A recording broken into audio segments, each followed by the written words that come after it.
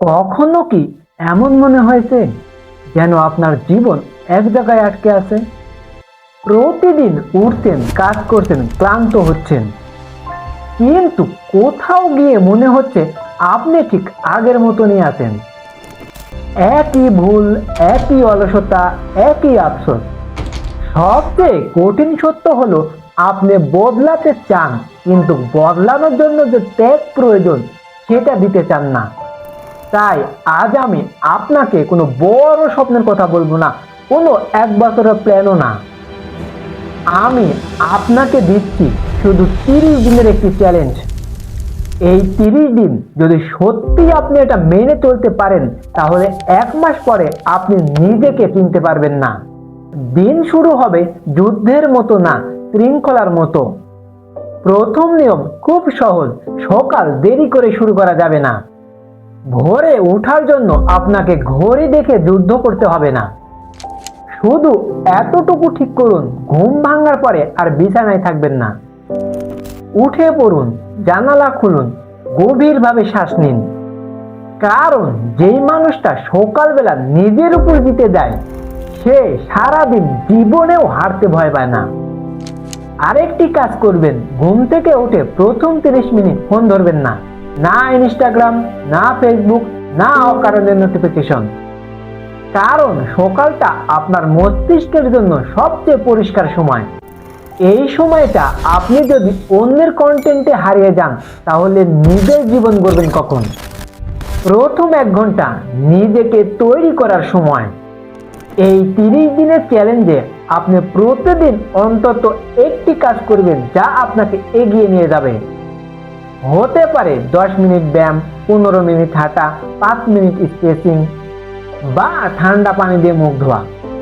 শুনতে ছোট্ট লাগলেও এই অভ্যাসগুলো আপনার মস্তিষ্ককে বলে, আজ আমি অলস না, আজ আমি প্রস্তুত। এটা কোনো ম্যাজিক না, কিন্তু প্রতিদিনের ছোট্ট জয়ের শক্তি অনেক বড়। দিনের 3টি কাজ লিখে ফেলুন। সকালে বা কাজ শুরু করার পূর্বে কাগজে 3টি কাজ লিখুন। শুধু 3টা, সব কাজ না, সব চিন্তা না, শুধু 3টা, যেগুলো না করলে আজকের দিনটা অসম্পূর্ণ থাকবে। এটা খুব গুরুত্বপূর্ণ, কারণ বেশিরভাগ মানুষ অনেক ব্যস্ত থাকে কিন্তু ফল পায় না, কারণ তারা সারাদিন কাটায়, দিন বানায় না। আপনার লক্ষ্য যদি পরিষ্কার না হয়, তাহলে আপনি সারাদিন ছুটেও একই জায়গায় থাকবেন। ফোনকে শত্রু, ফোকাসকে অস্ত্র বানান। আজকের পৃথিবীতে সবচেয়ে বড় সমস্যা অলসতা না, বিক্ষিপ্ত মন। একটু পর পর ফোন, অকারণে স্ক্রল, মেসেজ, রিল, ভিডিও, গান, বাজনা, বিশৃঙ্খলা, এগুলো আপনার মনকে টুকরো টুকরো করে দেয়। তাই এই 30 দিন একটি কঠোর নিয়ম বানান। কাজের সময় ফোন দূরে রাখুন, কমপক্ষে 90 মিনিট এমনভাবে কাজ করুন যেখানে কেউ আপনাকে ডিস্টার্ব করতে পারবে না। কারণ 90 মিনিট গাঢ় ফোকাস 8 ঘন্টা আধা মনোযোগী কাজের চেয়ে অনেক বেশি শক্তিশালী। আপনি যত কম ডিস্ট্রাকশন নেবেন, আপনার ভিতরের শক্তি তত বেশি বাড়বে। নীরবতা ছাড়া শক্তি আসে না। 10 মিনিট চুপ থাকুন, কোনো গান না, কোনো স্ক্রিন না, কোনো কথা না। শুধু বসুন, শ্বাস নিন, নিজেকে শুনুন। কারণ আমরা সারাদিন বাইরে দৌড়াই, কখনো নিজের ভেতরের কণ্ঠস্বরটা শুনি না। এই নীরব সময়ে আপনি বুঝতে পারবেন আপনি আসলে কি চান, কি আপনাকে দুর্বল করছে, আর কি আপনাকে থামিয়ে রাখছে। অনেক সময় উত্তর বাইরে থাকে না, উত্তর থাকে নীরবতার মাঝে। শরীর খারাপ থাকলে মনও দুর্বল হয়। এই 30 দিন আরেকটি কঠোর সিদ্ধান্ত নিন। জাঙ্ক ফুড কমাবেন, চিনি কমাবেন, অযথা ভারী খাবার খাবেন না। কারণ আপনি যা খান সেটাই আপনার শক্তি, আপনার মেজাজ, আপনার ফোকাসে প্রভাব ফেলে। সুস্থ শরীর মানে শুধু সুন্দর শরীর না, সুস্থ শরীর মানে পরিষ্কার চিন্তা, বেশি শক্তি, আরো কাজ করার সক্ষমতা। প্রতিদিন কমপক্ষে 15 থেকে 20 মিনিট হাঁটুন বা হালকা ব্যায়াম করুন। এটা ছোট্ট মনে হলেও এটাই আপনার ডিসিপ্লিন চ্যালেঞ্জের ভিত। এবার সবকিছুতে না বলতে শিখুন। আপনার জীবন তখনই বদলাবে যখন আপনি অপ্রয়োজনীয় জিনিসকে না বলতে শিখবেন। না বলবেন অপ্রয়োজনীয় আড্ডাকে, না বলবেন অপ্রয়োজনীয় কলকে, না বলবেন আপনার শক্তি খেয়ে ফেলা মানুষকে। কারণ আপনার সময়ই আপনার সবচেয়ে বড় সম্পদ। আর যে মানুষ তার সময়কে সম্মান করতে শিখে, তার জীবনও তাকে সম্মান করতে শুরু করে।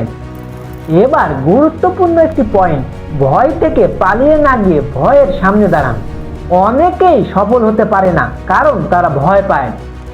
ব্যর্থতার ভয়, লোকজন কি বলবে সেই ভয়, আবার নতুন করে শুরু করতে হবে সেই ভয়।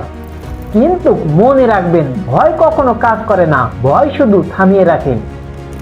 আপনি যখন কাজ শুরু করবেন তখন ভয় ধীরে ধীরে ছোট হতে থাকবে। আর আপনি যদি শুধু ভাবতেই থাকেন তাহলে ভয় আরো বড় হবে। তাই এই 30 দিন একটা নিয়ম রাখুন, ভয় পেলেও কাজ বন্ধ করা যাবে না। হাল ছেড়ে দেওয়ার মুহূর্তটাই আসল পরীক্ষা। এই যাত্রায় সব দিন ভালো যাবে না। কিছুদিন মন চাইবে না, কিছুদিন শরীর ভেঙে পড়বে, কিছুদিন মনে হবে ছাড় দি, কাল থেকে আবার শুরু করব। কিন্তু সেখানেই আসল যুদ্ধ। কারণ সফল মানুষ আর সাধারণ মানুষের মধ্যে পার্থক্য শুরুর দিনে না, মাঝপথে। যেদিন আপনি হাল ছেড়ে দেওয়ার কথা ভাববেন সেদিন মনে করবেন আপনি কেন শুরু করেছিলেন।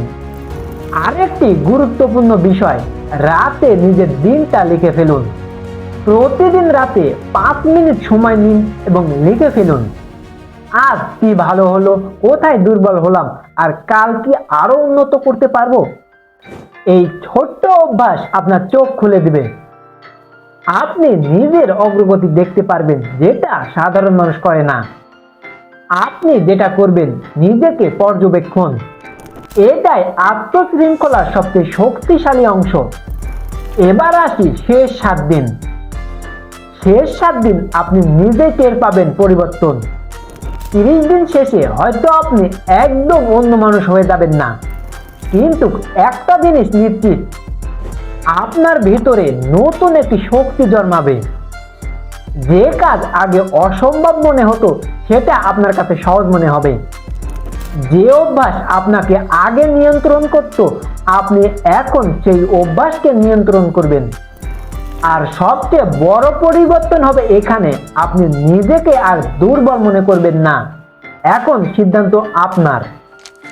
আপনি কি একই জীবন চালিয়ে যাবেন নাকি আজ থেকে শুরু করবেন। মনে রাখবেন, 1 মাস পরে 2 রকম মানুষ হবে। একজন হবে সে বলবে কোন দিন শুরু করলে ভালো হতো, আরেকজন হবে সে বলবে আমি শুরু করেছিলাম তাই আজকে বদলাতে পেরেছি। আপনার আজকের সিদ্ধান্তই আগামী মাসের পরিচয় তৈরি করবে। তাই আর অপেক্ষা না করে আজ থেকে শুরু করুন। নিজের পুরনো ভাষণকে বিদায় দিন। নিজের জন্য 30 দিন সিরিয়াসলি নিন।